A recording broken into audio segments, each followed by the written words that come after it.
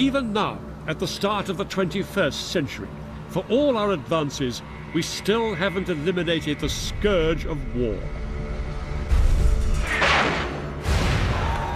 In fact, the last 100 years have seen war waged on a greater scale than at any other time in human history.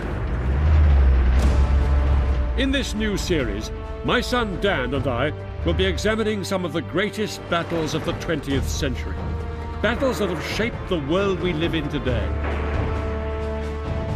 We'll fly to the Pacific to find out how America turned the tide against Japan. We'll see what remains of the ravaged city of Stalingrad. We'll go to the Far East to visit the battlefields of Vietnam and the front line of the ongoing conflict in Korea, still unresolved to this day. We'll travel to the Falkland Islands, scene of the last war on British territory, and journey to the Middle East to describe battles at the heart of the blighted relationship between Arabs, Israelis, and the Western world. The 20th century saw the most radical transformation ever in how battles were fought. It witnessed the last cavalry charge and the first nuclear bomb. More people, both military and civilian, were killed in the conflicts of the 20th century than in any other. Throughout this series, I'll be finding out what it was like for the soldiers, sailors and airmen who found themselves fighting often thousands of miles away from home. The enemy is not the only challenge in this dark and difficult terrain. And I'll be analysing how the commanders devised new strategies to exploit revolutionary advances in technology. Our series begins here in northern France, at the start of the 20th century, with the most destructive war the world had yet seen. The fighting involved tens of millions of troops from all around the world and led to a greater death toll than any previous war in history. The First World War, the Great War, established the way that battles are fought to this very day. New weapons like tanks and aircraft were used for the first time with devastating effect. There was one battle more than any other that harnessed the power of these new weapons to turn the tide of the war. It was fought here in northeast France on the Western Front in 1918. It was the Battle of Amiens.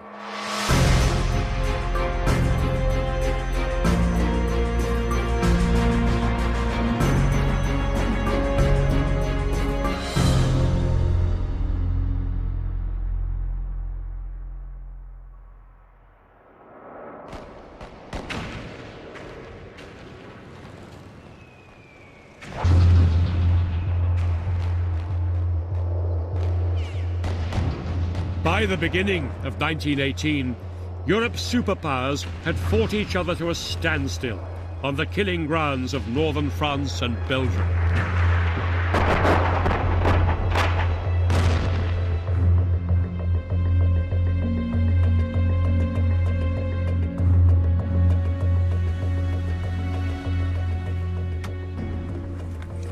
A war that had been supposed to last 6 months had dragged on for 3.5 blood-soaked years.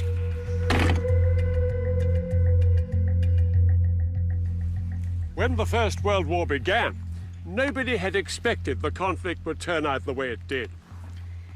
Germany and her coalition partners, Austro-Hungary, Bulgaria and Turkey, were fighting to secure dominance in Europe and the Middle East.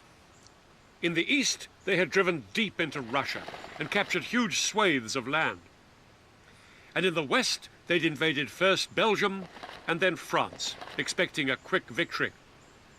The British army, including men from Australia, Canada, and other countries of the Empire, had helped the French secure the rest of France, but they had failed to push the Germans out. By 1918, the Allies were still where they had been 3 years earlier, with the British holding the line closest to the Channel ports. The Great War had turned into a deadly stalemate. Battles like Passchendaele, Ypres, The Somme and Verdun, further down the Western Front, had resulted in a catastrophic loss of life on both sides, but the front line had hardly moved. To break this deadlock, there would have to be a startling change of strategy. Without it, it seemed the war would never end.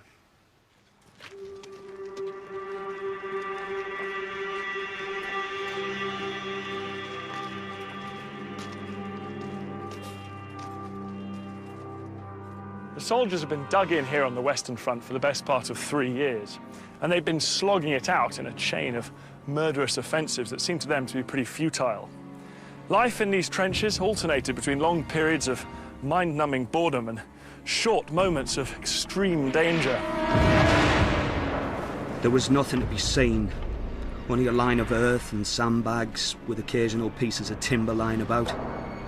When you get tired of sitting, you can get up and have a peek between the sandbags. But a man can be in the trenches for a year and never have fired a shot.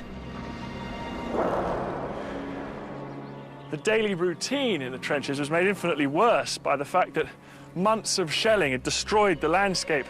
What had been a countryside of rolling farmland was now one of utter devastation.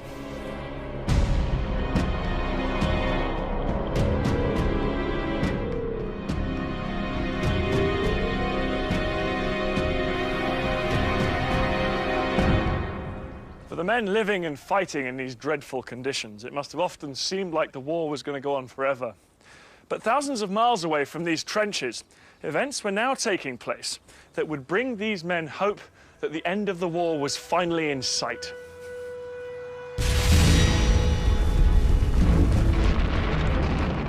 Throughout the war, there had been a vicious fight for control of the Atlantic shipping lanes. At first, German U-boats only aimed to sink British vessels.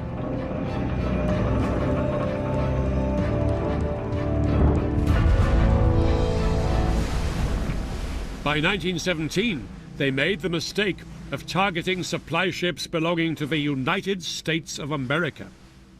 For America's President Woodrow Wilson, this was an outrage too far, forcing him to declare war on Germany. After 3 years of watching and waiting, America was now firmly in the fight.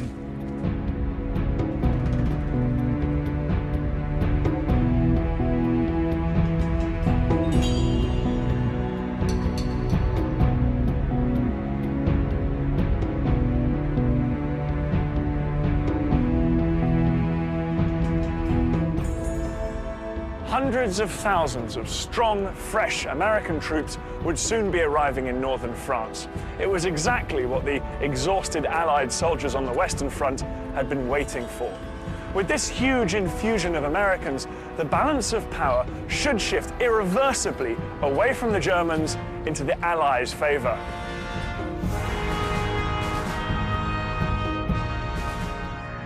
As we marched through the town, the sidewalks were full of people. We felt so proud and important that such a fuss was being made over us. The French girls would jump in the ranks and throw flowers at us. Of course, we were looking forward to the great adventure ahead of us. We were looking forward to the fight.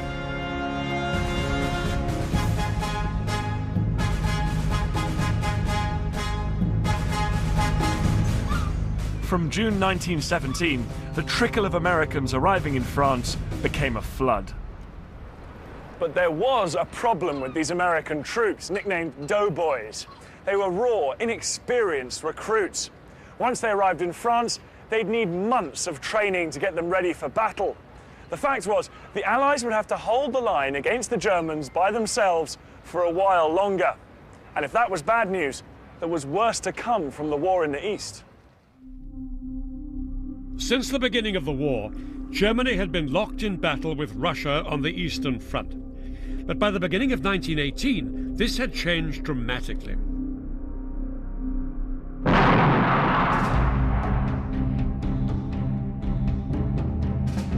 After seizing power in the Russian Revolution, communists made peace with Germany. With the war in the East at an end, in early 1918, hundreds of thousands of crack German troops could be freed up to fight on the Western Front. For the time being, the balance of power had swung in favour of the Germans. But if the Germans were to win this war, they had to make their move before the Americans became fully operational. After 3.5 long years, the war had suddenly become a race against time. By spring 1918, it looked as if Germany would win that race.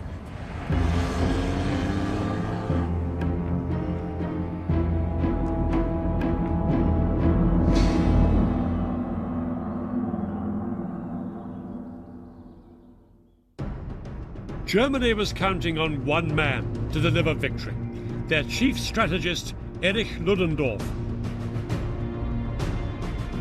Ludendorff had presided over Germany's victory in the East. Now he planned to finish off the Allies in the West. Ludendorff knew this could be Germany's last chance to win the war. Even with freed-up German troops flooding in from the East, Ludendorff still didn't have the manpower to launch a general offensive all along the Western Front. So he decided to focus on one part of the line. If he could push the British back into the sea, the French would be on their own, and the war would be as good as won. He came up with a plan called Kaiserschlacht, the Emperor's Battle. His troops would concentrate their attacks in a series of powerful punches. The first punch was aimed to drive a wedge here, between the British and the French, where the two armies met, just east of the city of Amiens.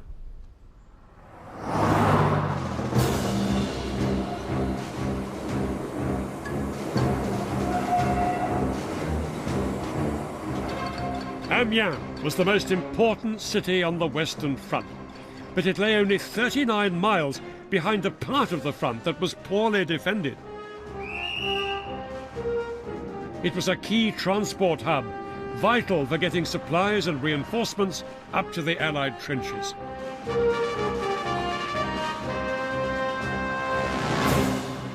If Ludendorff could capture this city of Amiens, then he would divide the British from the French and cut their supply line.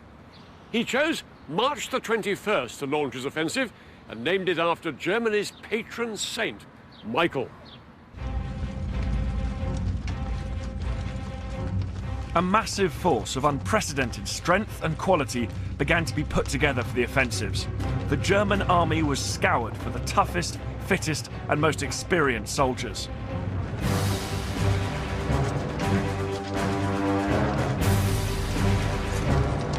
The weak and the old were transferred to the rear. Only the very best of all would be trained up as stormtroopers, specialist units of shock troops that would punch through the Allied lines. The men of the storm battalions were treated like football stars. They lived in comfortable quarters, they did their jobs and disappeared again, and left it to the poor foot sloggers to dig in. It wasn't just fresh troops Ludendorff was counting on. He intended to throw away the old rulebook on how to fight a battle. The front lines ran through these fields just here. This is where I'm standing, 40 miles east of Amiens. The German infantry were here, in a series of trenches skirting round the town of St. Quentin. Just a few hundred meters away across no man's land were the British infantry in their trenches.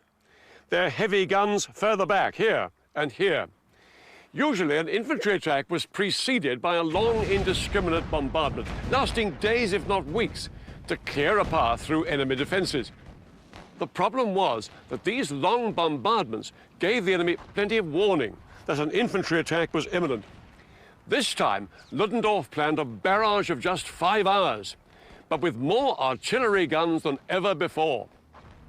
For the first 2 hours, a mixture of gas and high explosive shells would target the British artillery positions back here. Then they would fire on the British infantry positions further forward. The bombardment would keep the British hunkered down in their trenches. Exactly 5 hours after the bombardment started, the elite force of German stormtroopers would begin their advance. Ludendorff hoped that this artillery fire plan, coupled with the stormtroopers, would cause such mass confusion that the entire British front line would fall apart in just one day. In Ludendorff, the Germans had a strong commander with a clear battle plan. On the Allied side, there was no man in overall charge. The British were led by Field Marshal Douglas Haig. He rarely saw eye to eye with the French Chief of Staff, General Ferdinand Foch. And now there was also the American commander, General John Pershing. There was little sign of coordinated leadership between the Allied commanders, and March 1918 would present them with their greatest challenge so far.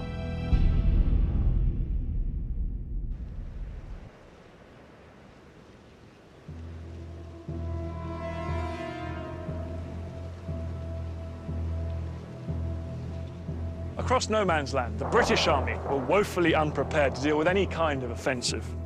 The ground had frozen hard during the winter, so they didn't even have a proper network of trenches. On top of this, they'd had to take over an extra 42 miles of the front line to ease up pressure on the French. Worst of all, though, was the fact that the British government had been so horrified with the losses of 1917, they hadn't sent enough men to the front in 1918. The British Army was sitting ducks.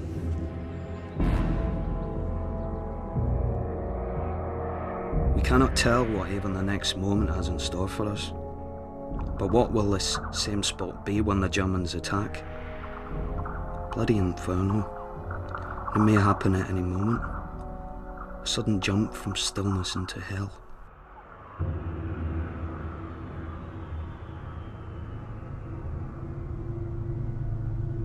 On the stroke of 4:40 a.m. on March the 21st, the eerie calm in the Allied trenches was broken by the heaviest bombardment of the entire First World War.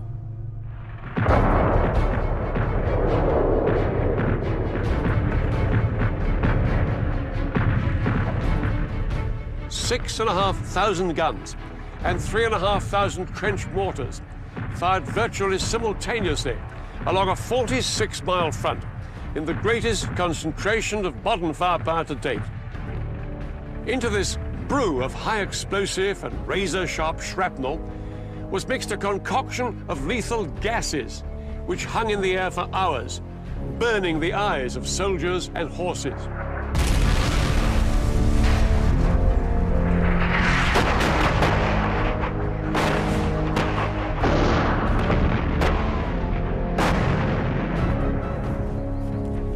In the half-built British trenches, the German artillery bombardment was obliterating whole regiments at a time.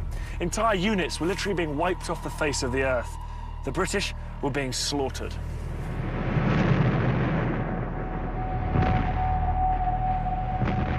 Such hell makes weaklings of the strongest, and no human's nerves or body were ever built to stand such torture, noise, horror, and mental pain.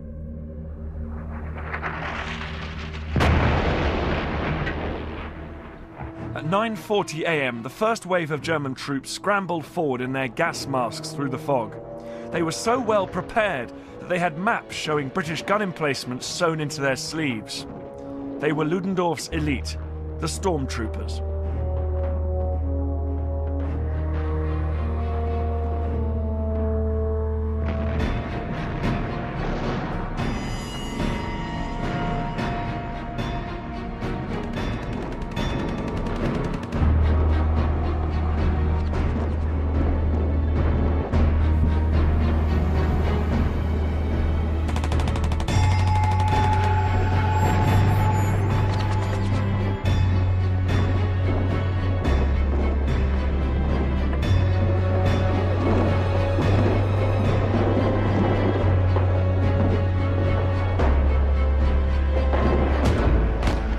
All morning, the stormtroopers forced their way through gaps in the Allied lines, which were already weakened by the artillery barrage. Armed with light machine guns, hand grenades and flamethrowers, they swarmed forward.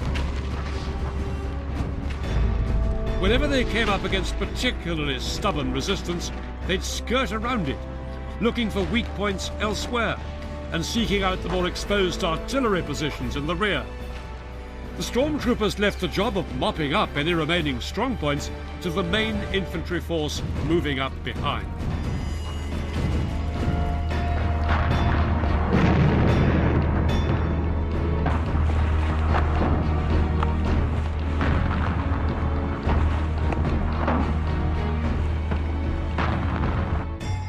With gaps appearing all along the front line, tens of thousands of Ludendorff's regular German infantry now advanced, and were surprised at how quickly they broke through.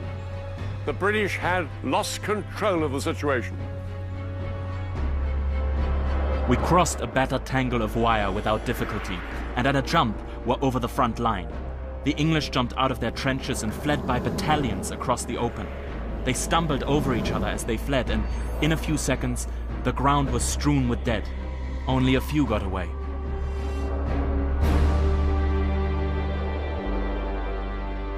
Thousands of British troops were cut off and surrounded and forced to surrender at this remorseless attack. Thousands more, suffering from the effects of gassing, coughed and staggered their way to the rear, where they hoped to find some shelter.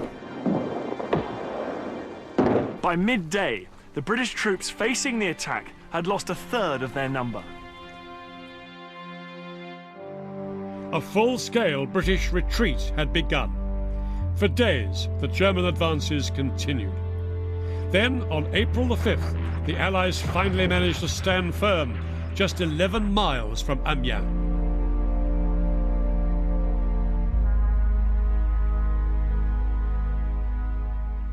Ludendorff's first offensive had won a remarkable series of territorial gains for the Germans. That village is the furthest they got. Here it is, Villers-Bretonneux. They'd advanced 28 miles and made a massive dent in the British front line. But the British line had not broken. Over the next 8 weeks, Ludendorff launched 4 more offensives. Here, here, here, and here. The last advance took them to within 37 miles of Paris. Each time, the offensives fell short of that crucial breakthrough. Despite everything Ludendorff threw at them, the Allies were holding on.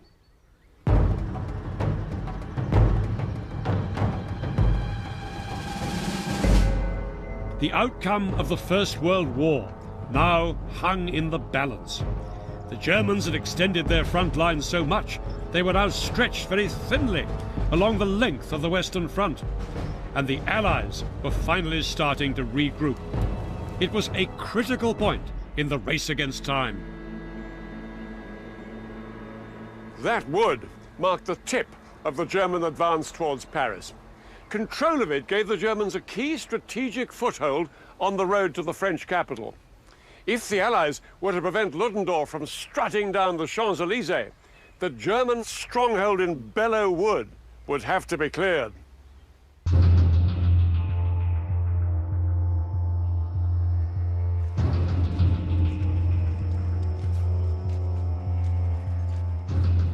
In the blazing heat of June the 6th, Allied troops prepared to start their advance on this wood. But these men weren't British or French. Instead, the task of clearing Belleau Wood had been given to the United States Marine Corps. For the first time in World War I, the Americans were going on the offensive. Even though it had been 14 months since the United States had declared war on Germany, this had not been long enough to master modern tactics. Now the US Marines prepared to retake Belleau Wood in the old-fashioned way, advancing line abreast.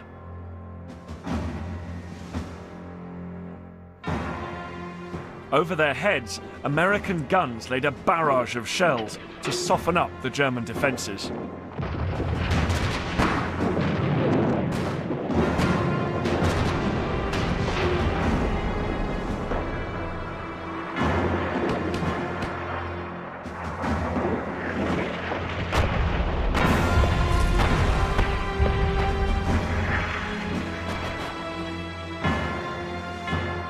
But the advancing Marines were in for a nasty shock. Hidden amongst the tightly packed trees, there were units of dogged German soldiers, veterans of the Russian front. They had the perfect cover for their machine gun nests and interlocking fields of fire. When the Marines got close enough, the Germans let rip.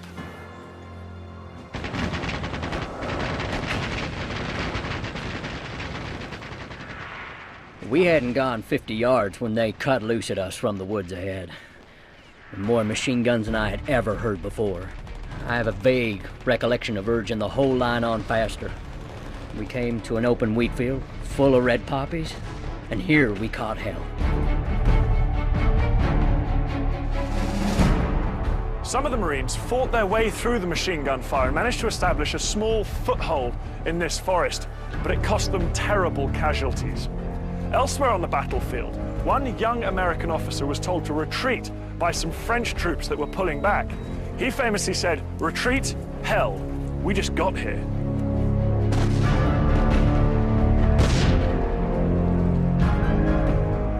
The difficulty with Belleau Wood was that you never knew where the front was. While you were fighting in one direction, all of a sudden, without warning, you would find there's some Germans to the rear that needed to be mopped up. That was Belleau Wood.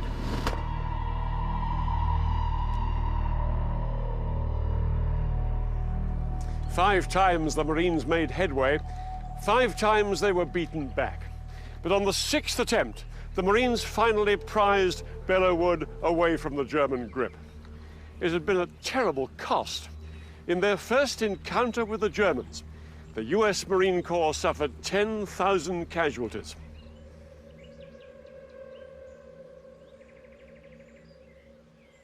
With the Allied victory at Belleau Wood, Ludendorff's path to Paris had been blocked.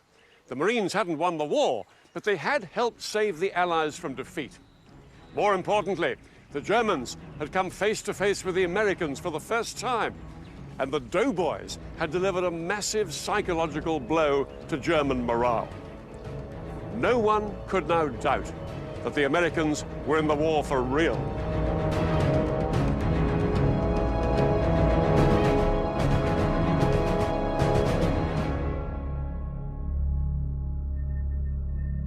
If those in front of us are fair specimens of the average American troops, and if there are as many as they say there are, then goodbye for us.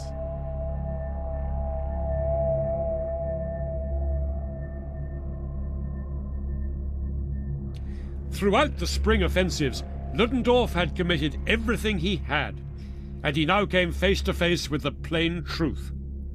That his army was exhausted and overextended, and he had lost more men than he could ever replace. And for all that, he'd still failed to break the Allied line. Now the Allies had the opportunity, and they seized it. They would now take the fight to the Germans.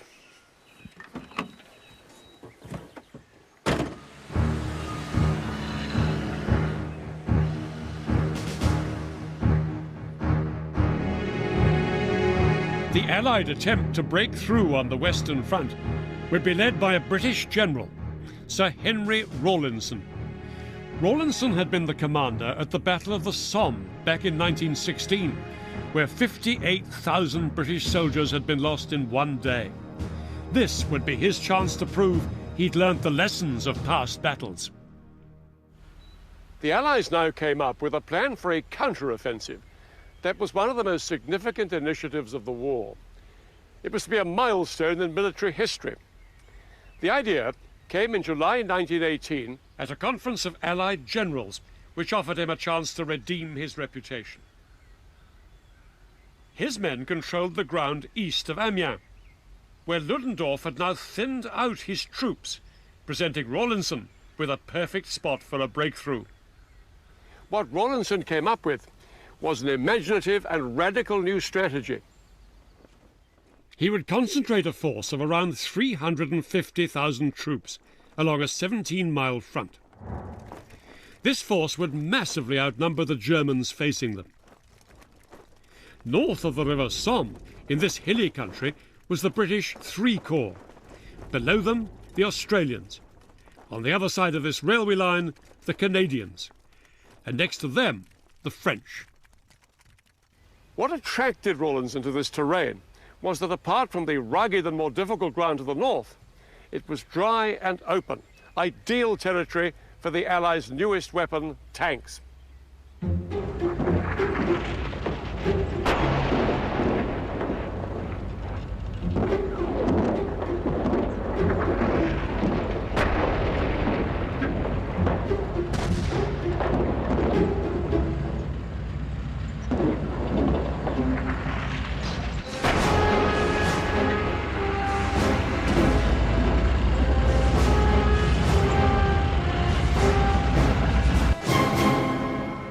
Today, tanks and armoured vehicles are one of the most important weapon systems in a modern army. Back in 1918, troops regarded them with quite a lot of suspicion. They were prone to mechanical failure, and they were slow.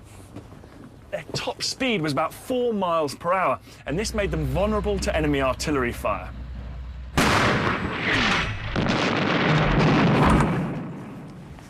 Tanks could be very claustrophobic and disorientating, but perhaps worst of all was the fact there was no separation between where the engine was and the area for the crews, which meant that after half an hour, temperatures could reach about 100 degrees Fahrenheit.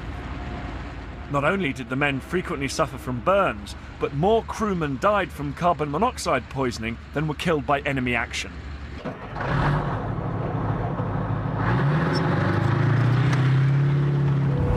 In fact, usually, after just one day of battle, tank crews had to be sent to recover in a field hospital from the experience. But despite this, they did have their advantages. They were invulnerable to machine gun fire, and they could crush barbed wire. Lastly, they put the fear of God into the Germans. The Germans had virtually no tanks, but now they were about to face the greatest concentration of tanks ever assembled on a battlefield. But tanks were only part of Rawlinson's grand design. The Battle of Amiens would use all the resources he had, working closely together, just as they do today.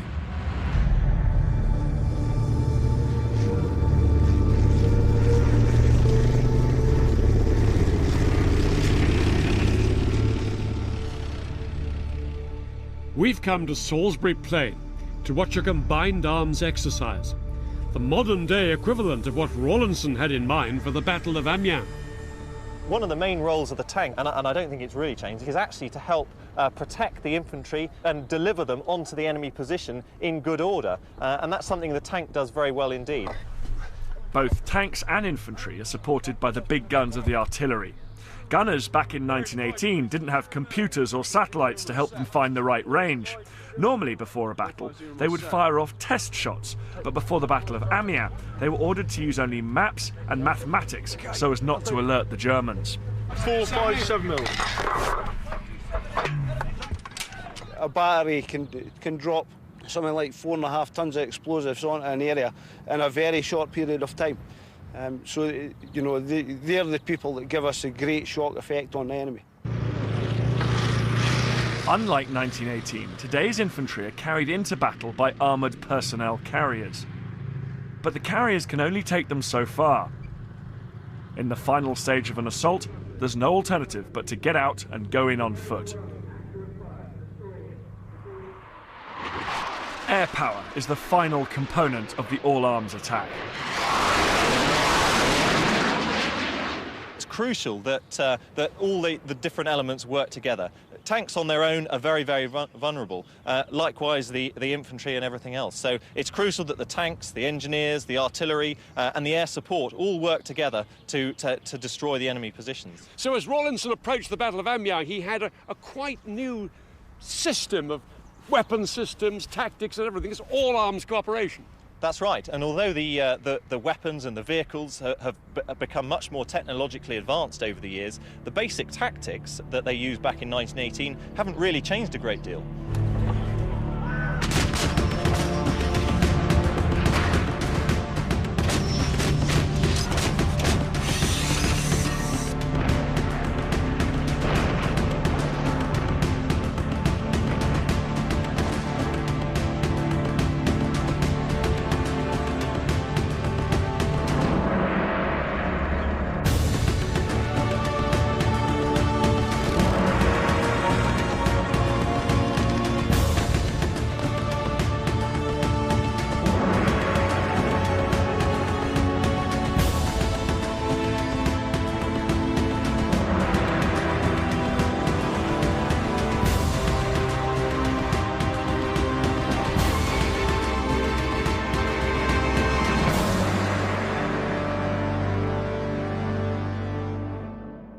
it amazing how everyone we've talked to today has kept saying what we're seeing today it began back in 1918. It's extraordinary. All their tactics really date back from then. And you consider that 2 years before 1918, it was still just a bunch of riflemen lining up in a line and walking towards the enemy trenches. It's amazing how much change happened in those 2 years. And what's so impressive, we've seen all arms working together. Aircraft, tanks, infantry, combining to overwhelm the enemy.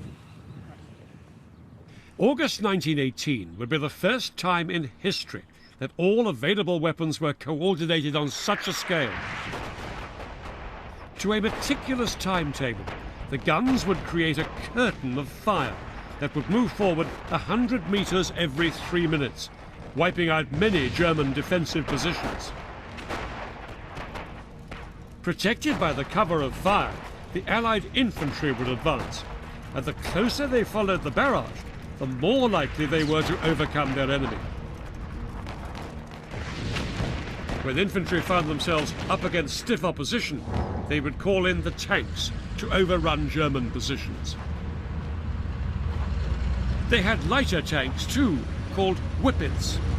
They were twice as fast as the heavy tanks and could look for gaps in the enemy lines through which they could drive and cause havoc.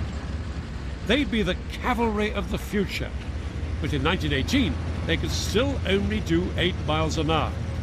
Horses were still faster, and Rawlinson had thousands of them waiting to gallop into battle.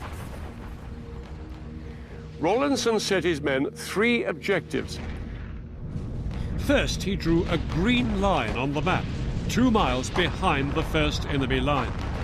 He gave them 2 hours to reach it.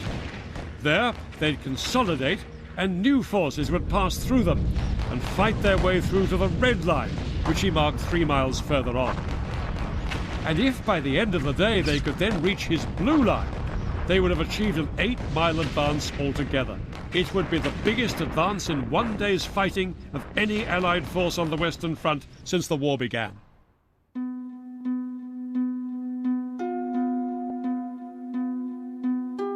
In early August, Amiens was a ghost town. The population had been evacuated during the Ludendorff offensives. Now, the city was only 11 miles behind the front line, and no civilians had been allowed to return. The only people here were military, and there were more of them on their way. The troop build-up was hidden by a shroud of secrecy. The element of surprise was essential if the British plan was to succeed. Sand was even laid down on some of the deserted roads to deaden the sound of the troops and artillery massing in and around the city. And hundreds of tanks were hidden on the banks of the tree-lined canals.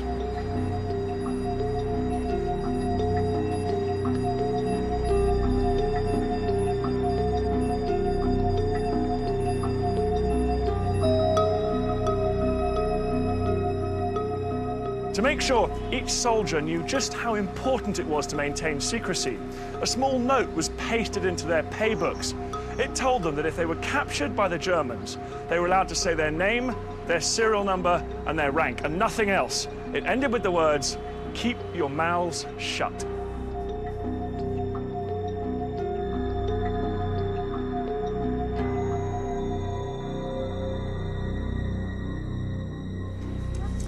A few days before the battle began, reports reached German commanders that unusual noise had been heard outside Amiens, perhaps signifying an Allied build-up.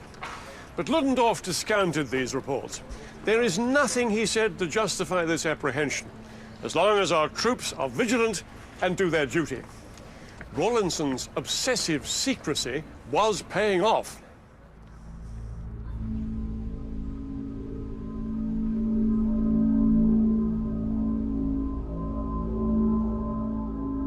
The early hours of August the 8th provided the perfect conditions for the launch of Rawlinson's elaborate plan. It was a moonless night, and from the river valleys, a ground mist provided valuable cover for the tanks rumbling into position.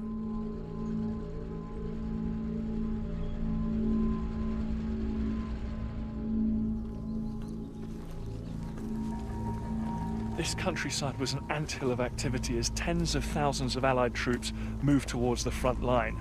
The men were under strict instructions. There was to be no shouting, no flashlights and no cigarettes, no unnecessary noise.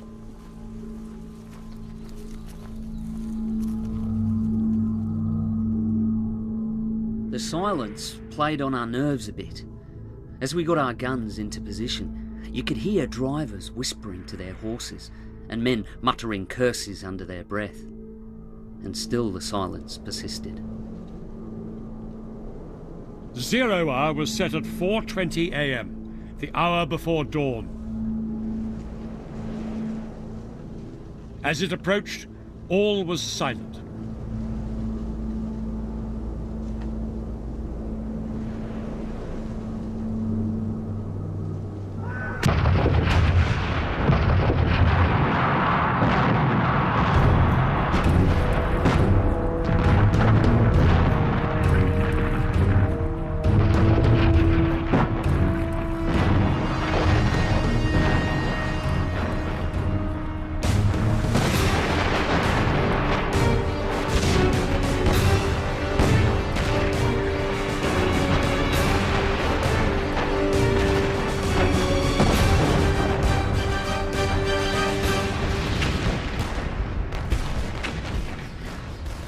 The moment British guns had opened fire on German positions, the British infantry had started their attack.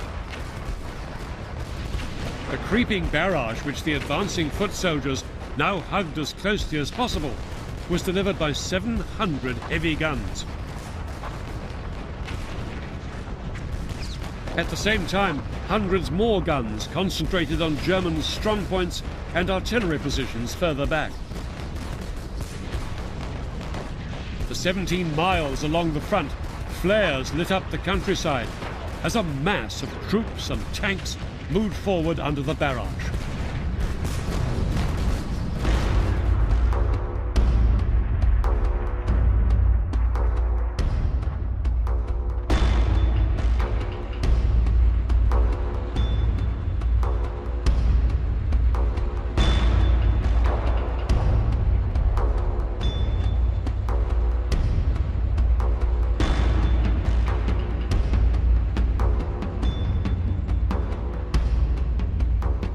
British, Canadian and Australian infantry advanced. The early morning fog was so thick they could only see about 10 yards in front of them. It was made even murkier by the smoke from the exploding artillery shells.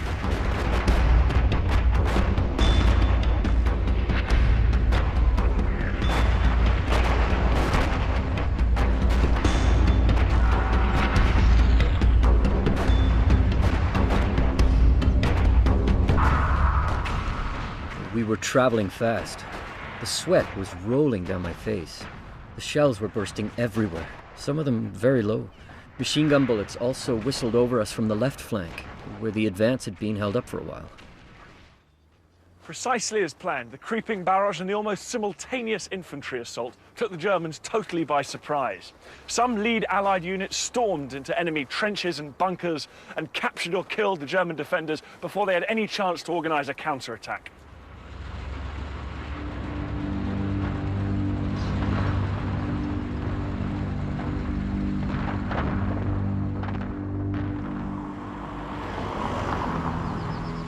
At 6:30 a.m, this village of Marcel Cave became the target of the Canadian infantry, but they could make little headway against well-dug-in German machine guns. Then help appeared in the form of a lumbering Mark V British tank. Its commander, a lawyer from Somerset, sized up the situation and advanced into the village.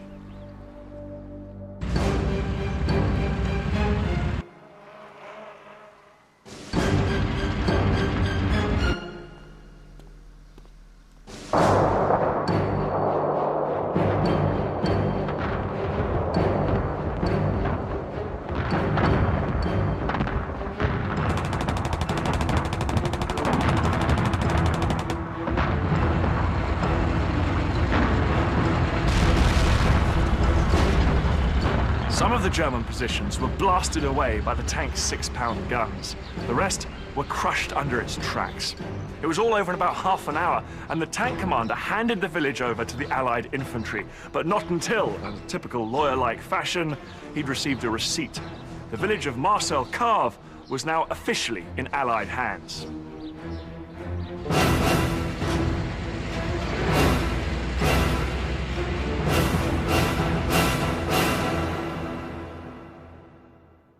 The taking of this village of Marcel Cave put the Canadians across Rawlinson's first objective, his Green Line.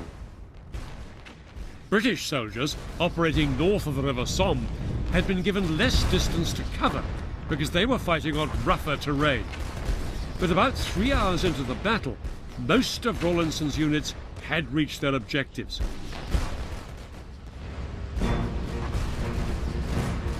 Now they could rest while new troops were pushed through to continue the attack.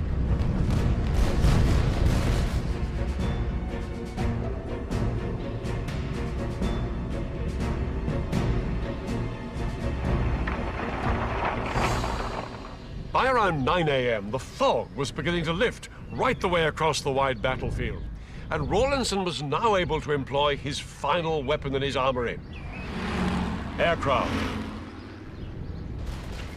The Royal Air Force, barely a few months old, sent in 600 fighters and bombers to provide close air support to the Allied infantry. Phosphorus bombs were dropped ahead of the advancing tanks, and the planes strafed German ground targets like machine gun emplacements, which were much easier to spot from the air.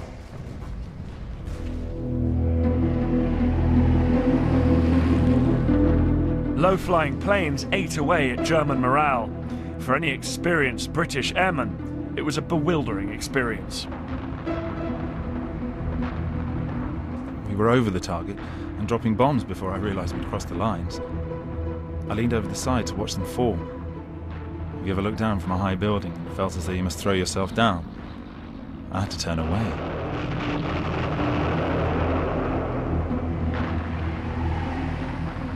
Gaps were now appearing in the German line, which the Canadian and Australian troops tried to exploit as quickly as possible. This led to one of the more bizarre sights of the day. A group of Canadian cyclists pedalled off down the road, their rifles slung across their shoulders. They were escorting a group of armour-plated cars carrying machine guns. The Allies were willing to try anything to increase their speed and mobility. The cyclists sped off down the road, looking for German positions.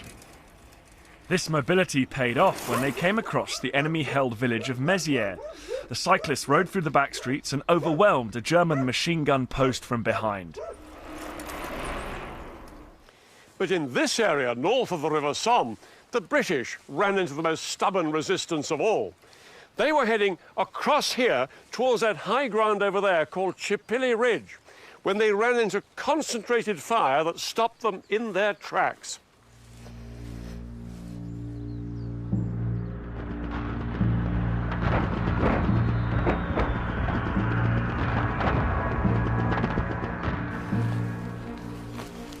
The British troops didn't have that many tanks supporting them because the terrain on this side of the Somme was unsuitable. To make matters worse, these men had borne the brunt of months of heavy fighting and they were weakened and exhausted. They did manage to get to the edge of this open field just opposite Chipilly Ridge over there. But as soon as they got here, they were driven back into these woods by devastating German machine gun fire.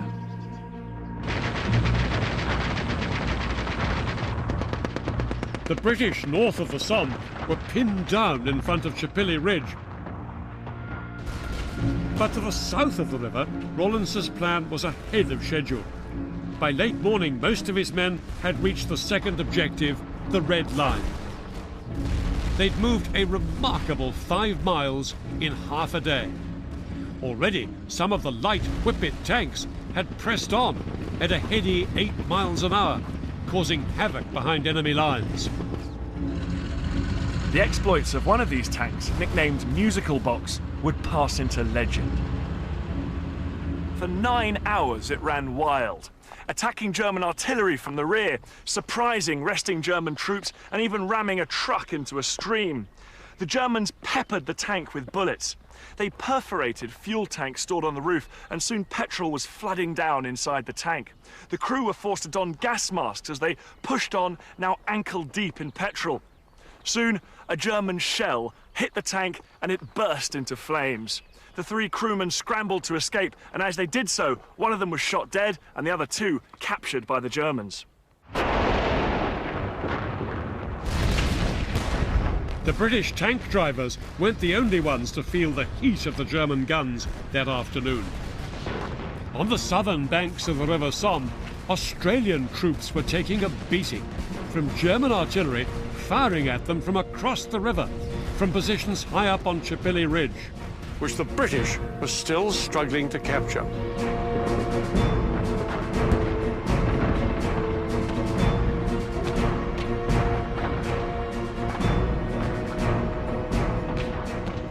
Hours after the British were supposed to have captured this vital sector of the north bank of the Somme, the area was still in German hands. Every time British troops tried to leave the shelter of this wood, they were cut down by German machine gun and artillery fire. The prospects for advancing any further looked grim, and it wasn't until the next day that Allied troops finally managed to secure the north bank of the Somme.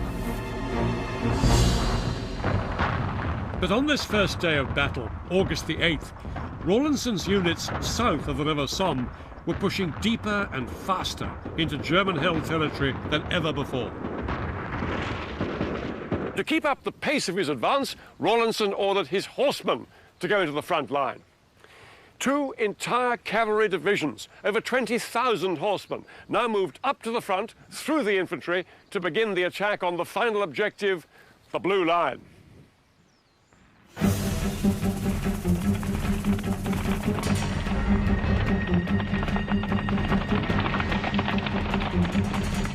The cavalry surged forward, easily outstripping the lumbering tanks that were supposed to provide them with supporting fire. But once the horsemen left the tanks behind, they found themselves at the mercy of German machine guns. One group of horsemen left this village of Beaucourt and ran into lethal fire from that wood over there. Men and horses crashed to the ground, the surviving horses stampeded. Even with this bloodshed, August the 8th would still be the British cavalry's most successful day of fighting on the Western Front during the entire war. The German line had been shattered, and for the first time in years, the cavalry could charge through the gaps. They galloped east, sowing chaos behind enemy lines and taking thousands of prisoners.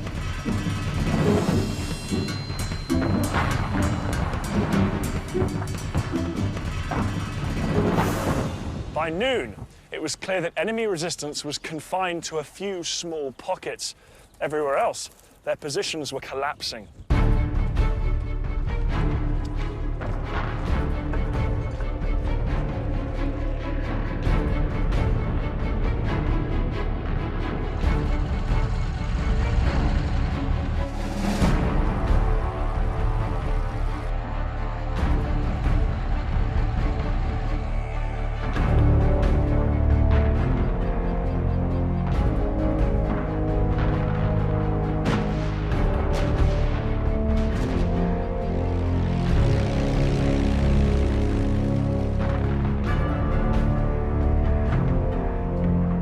Allied soldiers found that the German troops were all too willing to surrender to them.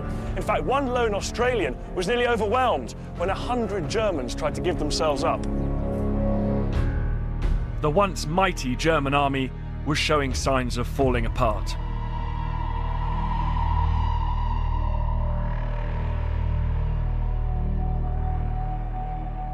The Germans were surrendering everywhere. You could feel the hair pricking up on your spine with excitement because we knew it was going to be the end of the war.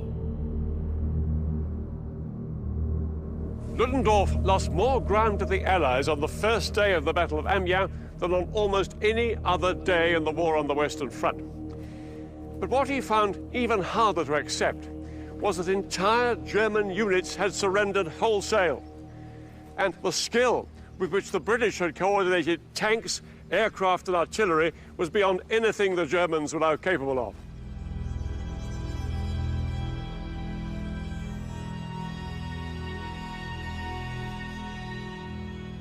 The morale and discipline of the German fighting machine had cracked. Ludendorff later called August the 8th the blackest day for the German army in this war. He had a nervous breakdown and told the Kaiser the war must be brought to an end.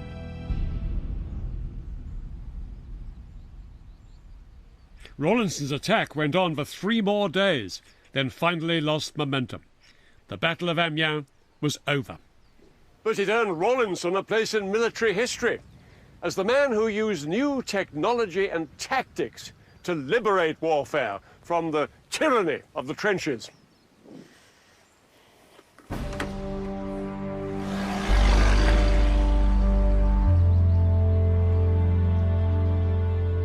Those few days in August 1918 turned the tide of the First World War.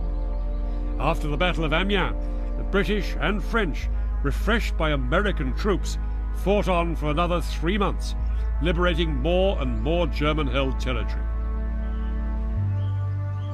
At the start of October 1918, the Germans finally asked America's President Woodrow Wilson for an armistice. Early in the morning of November the 7th, the Supreme Allied Commander, Marshal Foch, arrived here by train in the forest of Compiègne, outside Paris.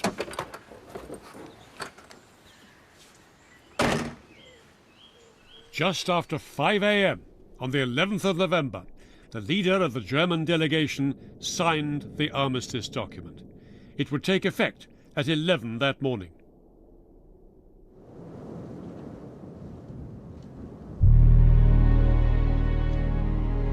After more than 4 years of fighting and 15 million dead, the guns were now silent.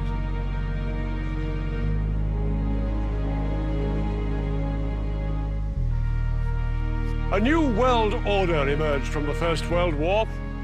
A world without Kaisers in Germany or Tsars in Russia. A world with new systems of government like communism and new countries like Yugoslavia and Iraq. And with it, this new order brought new tensions and rivalries that would plague the world for the rest of the 20th century.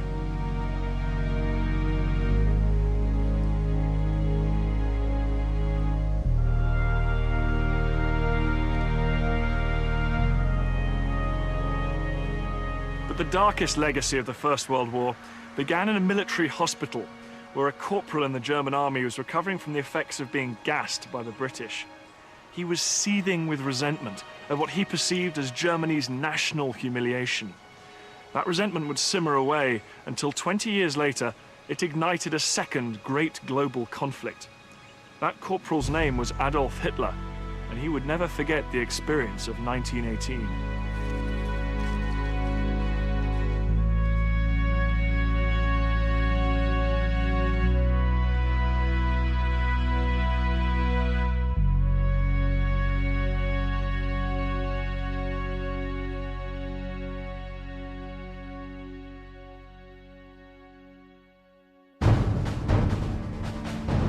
Next time, in 1942, these Pacific islands were at the heart of a battle between America and Japan. I'll be looking at how a new form of warfare at sea demanded split-second decisions from the commanders.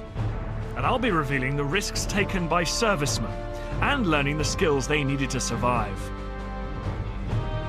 This titanic struggle took place over just one day.